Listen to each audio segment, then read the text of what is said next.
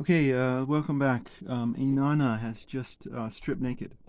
Now then, she makes her sister rise from her throne, and she sits on the throne, right? And again, this is all about the two different approaches to wicked or toxic people. And this is again the first approach. It's like, hey, B, get off that throne. That's my throne.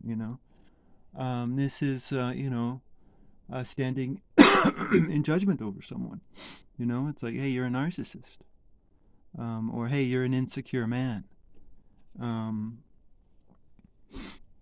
uh, hey, you're a bully, and you're hateful, and you're filled with destruction. Uh, this is confronting, righteously confronting the wicked person, and that's what Holy Inanna is doing. Then the seven judges rendered their decisions. They looked at her with the look of death, right? I mean, this is you have to. These are the shit talkers, right? This is the shit talkers. They're the ones who try to destroy a person's name, right? So this is the death uh, within society, right? You become exiled because everybody talks down about you. And so this is a societal death. This is what happens in the world. This is happens all the time, and we just don't acknowledge it, I guess. But this is the process. You have to talk their name down, and then you have victory over them. And of course, in this in all of these hidden messages, I'm seeing the same messages within Moses. Okay, so, so this right here is very comparable to. Apparently, I heard that the word for snake is accuser, right? And that's what these guys are doing right now. They're accusing her. Accuse. I mean, to bear false witness against somebody in our day is a very common thing. Like, just how casual can somebody just look at someone else and say, "I bet they're a serial killer." Um, to bear false witness, I mean, shit talk is a sacred thing. You can only shit talk a guilty person. If they are not guilty, then you are guilty of bearing false witness because they are innocent. You can really only shit talk someone who's done something wrong, and if they haven't, and yet, oh my goodness, how common in our day is the accuser. um, and so she's now naked. She's now insecure. Um, it's the victim of a wicked person, right? And then there's Ninkaba, her faithful minister. So Ninkaba is going to be going around, and um, she first goes to Enlil, which is her father. When she entered the Ekur, the house of Enlil, she lamented before Enlil. Father Enlil, don't let anyone kill your daughter in the underworld. Don't let your precious metal be alloyed there with the dirt of the underworld. Don't let your precious lapis lazuli be spilt there with the mason's stone. Don't let your boxwood be chopped up there with the carpenter's wood. Don't let the young lady Inanna be killed in the underworld. um, in his rage, Father Enlil answered Ninkaba, My daughter craved the great heaven, and she craved the great below as well. Inanna craved the great heaven, and she craved the great below as well. Um, I have to pause right here, and you have to talk about uh, these Sumerians and these Mesopotamians. Uh, they to them writing was almost sacred in a secular sense. They really prided themselves on their writing skills. It's a craft, right? There's a science to it, um, and there's an art. And um, hey, uh, the I mean, this can be annoying to repeat yourself, right? I mean, let's just get straight, right? Let's just get that straight. When someone repeats themselves, it's kind of annoying, right? And so, I mean, this is almost like a challenge, right? You want to successfully repeat yourself without annoying the listener. Um, and so, I think, we have to question what's going on with their science and art of the word here. My daughter craved the great heaven, and she craved the great below as well. Inanna craved the great heaven, and she craved the great below as well. Divine powers of the underworld are divine powers which should not be craved, right? So, divine powers are divine powers, right? I mean, they're being playful here, like, which should not be craved. For whosoever gets them must remain in the underworld, who having got to that place could then expect to come up again. Okay. Thus Father Enlil did not help in this matter. So I mean, what's going on here? Like, if I hadn't told you about this uh, human behavior stuff, and you were just reading this bear, you're gonna be shocked, and you're gonna be like, "Oh my goodness, the daddy is not gonna help the little daughter get out of like that's a Hollywood movie right there, right? The father, after his daughter gets kidnapped by Satan, goes to hell to retrieve her, right? I mean, that's like, oh my goodness, this is not what's going on here, right? But if you know about human behavior, it's like someone who gets trapped in one of these relationships, what can you really do for them? I mean, this is about respect. So, um, they're insecure themselves, right? So that they've got to heal. Everyone has to heal. Um, and if you don't heal, then you're gonna be miserable. So what can you really do, right? Uh, and we also see biblical themes here, right? Because within Moses is all about the first law, right? And the first law is about the heart, right? And I mean, oh my goodness, there's constant talk about family struggles within the Bible. And what Moses is talking about here is that, if your daughter is a narcissist, then you have to follow the first law, I mean, because this is the land of no return, right? It's either a slave relationship, she will either hurt you, or want nothing to do with you. um, or you yourself have to have a bad heart, and two bad hearts can have some sort of evil respect with one another. I mean, there's no good relationships with some people. And Enlil, who is also the father, I mean, it says he's the father of, it says my daughter here, right? I'm not an expert in Sumerian religion. Um,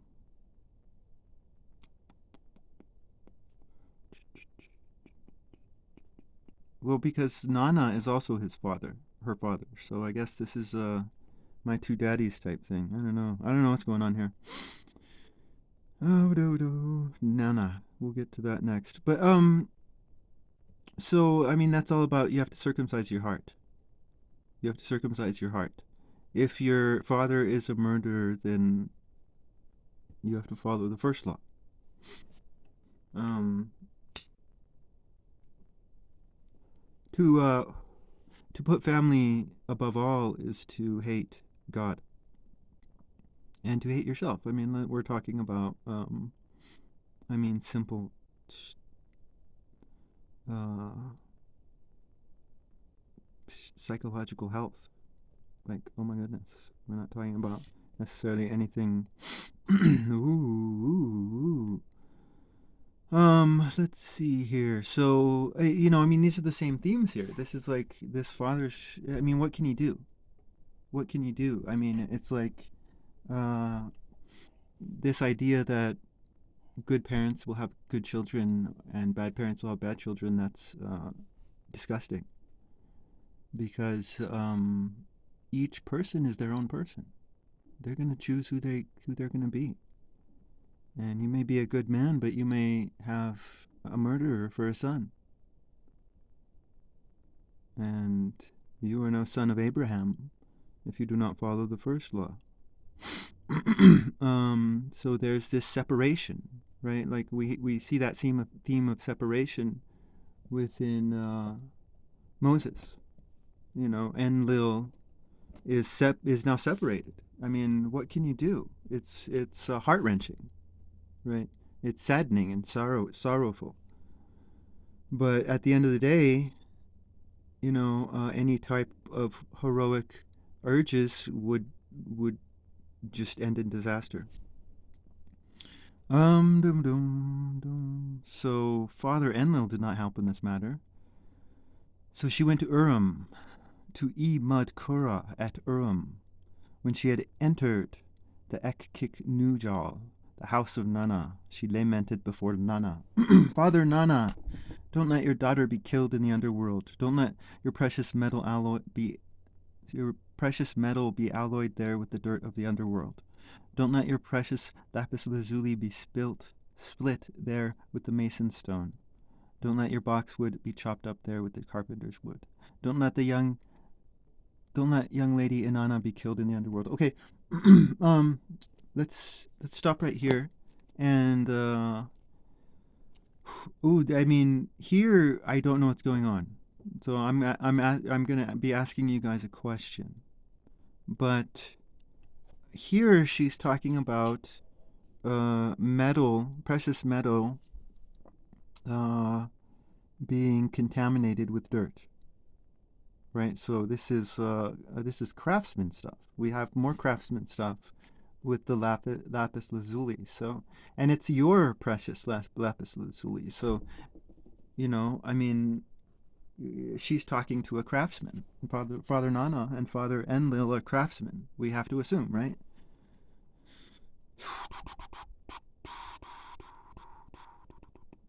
But in the underworld, they have their own mason stone, right? In the underworld, they have their own carpenter's wood. So what's going on here, right? What are they saying? There's something happening here, and I see it, but I don't.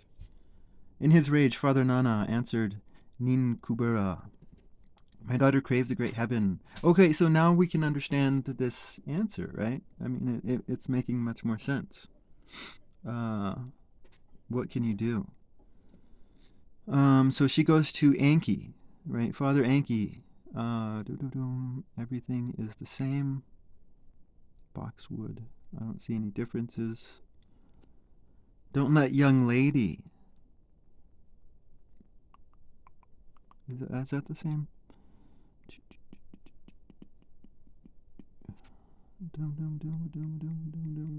is that? Yeah, that's the same. Okay, Father Anki answered Ninkubura. What has my daughter done? So this is my three daddies. She has not. She has me worried. What has Inanna done? She has me worried. What has the mistress of all the lands done? She has me worried. What has the Hirodul lay of An done? She has me worried. He removed some dirt from the tip of his fingernail and created Kur, Kur, Kurjara. He removed some dirt of the tip of his other fingernail and created Galatura. To the Kurjara he gave the life-giving plant. To the Galatura he gave the life-giving water. Then Father Anki. So now we're getting into the second approach to a wicked person, right? So this is Anki, the god of wisdom, right? So this is the better way to approach a wicked person. And and we're greeted with mystery. These two creatures. Then Father Anki spoke to the Galatura and the Kurjara. One of you sprinkle the life-giving plant over her, and the other the life-giving water. Go and direct your steps to the underworld.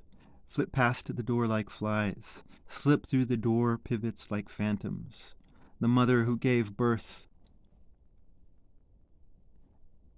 Ereshkigala, on account of her children, is lying there. Her holy shoulders are not covered by a linen cloth. Her breasts are not full like a Kagan vessel. Her nails are like a pickaxe upon her. The hair on her head is bunched up as if it were leeks. Okay. So her breasts are not full like a Kagan vessel. So, there's no nurturing, there's no love, there's no respect. There's no love. Oh my goodness. Her nails are like a pickaxe upon her. I don't know. What do you guys think about that? The hair, she has smelly hair. When she says, "Oh, my heart," you are to say, "You are troubled, our mistress. Oh, your heart." Okay, I messed that up. When she says, "Oh, my liver," you are to say, "You are troubled, our mistress. Oh, your liver."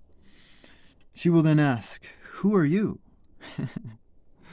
Speaking to you from my heart to your heart, from my liver to your liver. If you are gods, let me talk with you. If you are mortals, may a destiny be decreed for you. Make her swear this by heaven and earth. Make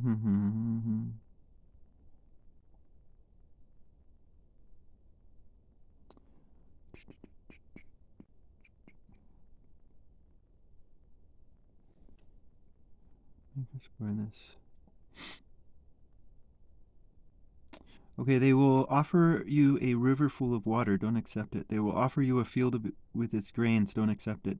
But say to her, "Give us the corpse hanging on the hook." She will answer, "That is the corpse of your queen." Say to her, "Whether that it is that of our king or that of our queen, give it to us." She will give you the corpse hanging on the hook. One of you sprinkle on it the life-giving plant, the other the life-giving water. Thus let Inanna arise.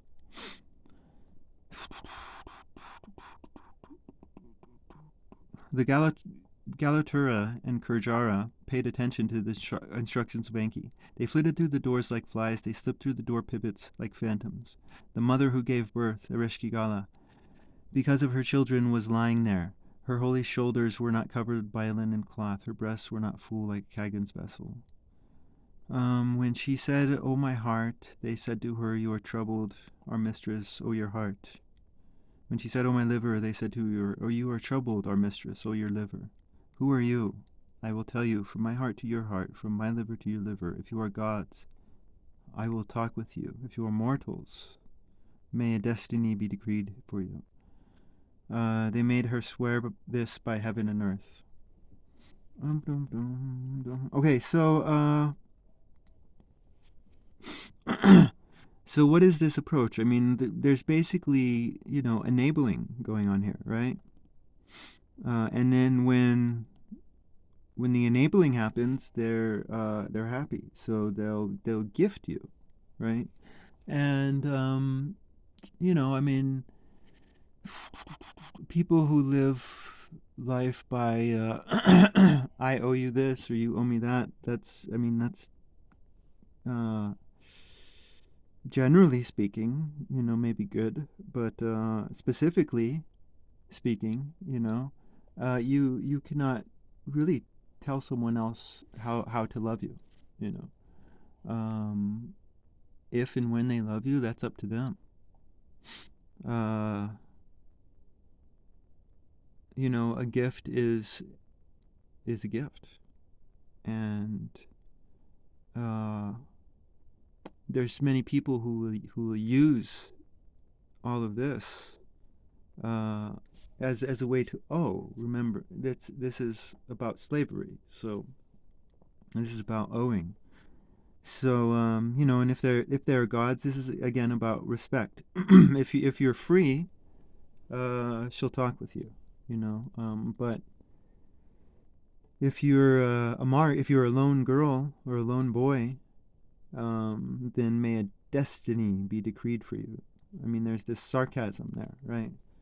Uh, I mean, who's going to choose what that destiny is? I mean, it's most likely Arish Kagala, right? This is the control freak who tries to define you. I mean, the parents who tell their children what they're going to be are disgusting parents. You are disgusting. um, you can't. You can't tell anyone what they're supposed to be. Uh, Everyone decrees their own destiny. It's about respect. There's no respect going on here. But we need to get into a lot of this. We'll end it here for now. And yeah, no, this is fun.